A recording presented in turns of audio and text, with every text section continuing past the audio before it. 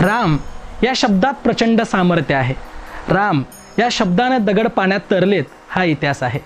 राम हा भारतीयांच्या मनामनात भरून उरला आहे. पण काही माणसं विचित्र असतात, ती जाणून बुजून मुद्दाम न विचारतात, खरंच राम होता का, आताही राम आहे का. असाच एक प्रश्न घेऊन एक माणूस विनोबा भावे यांना भेटण्यासाठी गेला आणि विनोबांना म्हणाला की बाबा, राम म्हणजे कोण हो, दशरथाचा मुलगा का. त्यावर विनोबा भावे हसले आणि म्हणाले, दशरथाच्या मुलाला ज्याचं नाव दिलं गेलं तो राम. हाच प्रश्न कुणीतरी तुकाराम महाराजांना विचारला आणि महाराज सहज म्हणाले, राम तो कालचा सूत दशरथाचा अनंत युगाचा आत्मा राम. म्हणजे काय, राम हा अनादि आहे, अनंत आहे.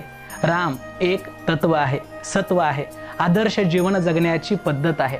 सत्य, त्याग, कर्तव्य, निष्ठा, प्रेम आणि पराक्रम म्हणजे राम आहे.